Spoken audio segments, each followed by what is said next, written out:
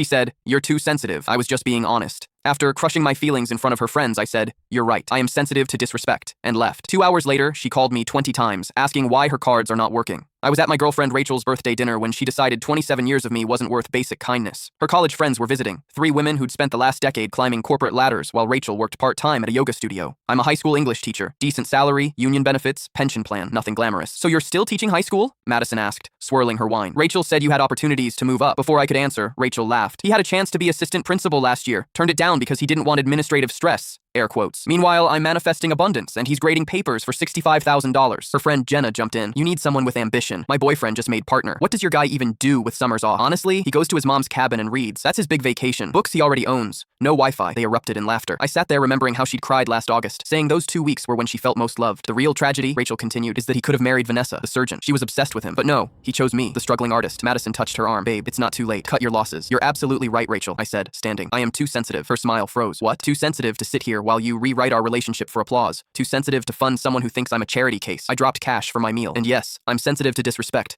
Happy birthday." I walked out. Behind me, Rachel's nervous laugh. "He'll apologize later." Narrator, he would not. What Rachel didn't advertise: that yoga gig brought in maybe $400 monthly. I covered rent, $2,100, utilities, groceries, her car insurance, phone bill, and the $8,000 credit card she'd maxed on crystals for her wellness brand. I drove home and got to work. Called Chase, removed her as authorized user. Called T-Mobile, removed her line. Changed every streaming password. Texted her, "You have 30 days to find housing. I've removed you from my accounts. Your wellness journey continues without my funding." Calls started at 9:47 p.m. 12 in the first hour. I was grading essays. Noise-canceling headphones on. Genuinely peaceful. Her texts: "My Uber won't work. Madison had to pay. This is financial abuse. Card declined at Whole Foods. I'm calling my lawyer." Her friends messaged, "Madison, Rachel's having a panic attack. Fix it." Me, "She spent years building a lifestyle on my salary while mocking it publicly." I corrected the arrangement. Rachel came home at 11 p.m., face blotchy. "Baby, I'm sorry, they were being catty. You know I don't actually think." "Don't." I didn't look up. "Remember Thanksgiving when you told your parents I was intimidated by success? My birthday when you said I lacked vision in front of my friends? Those were jokes. 30 days. Find it without me." She tried everything that week. Tears, therapy promises, suddenly loving Vermont. When manipulation failed, she posted on Instagram about financial abuse and narcissistic partners. Then Vanessa, yes, that Vanessa, commented, "Girl, he paid for everything while you mocked his career publicly. That's not abuse. That's consequences." Her comment got 2,000 likes. Rachel deleted the post within an hour. By week 2, no rental history, no income proof, no references. 2 yoga studios had fired her for boundary issues. Her parents offered their basement. She refused. Would damage her brand. By day 28, "I'll change. I'll get a real job. I'll appreciate you." Day 30, I helped her pack. As she loaded boxes into Madison's U-Haul, she broke. "I didn't realize how good I had it." "You did. You just thought you deserved better." 3 months later, Madison at a coffee shop. Rachel's with her parents, working retail, talks about you constantly, sabotaging the best thing in her life for Instagram clout. "How's she doing?" "Miserable." "My problem now? Deciding which book to bring to Vermont next month." Elena, the librarian I met at a teacher's conference, cried happy tears when I mentioned the cabin. Turns out some people actually appreciate what Rachel mocked.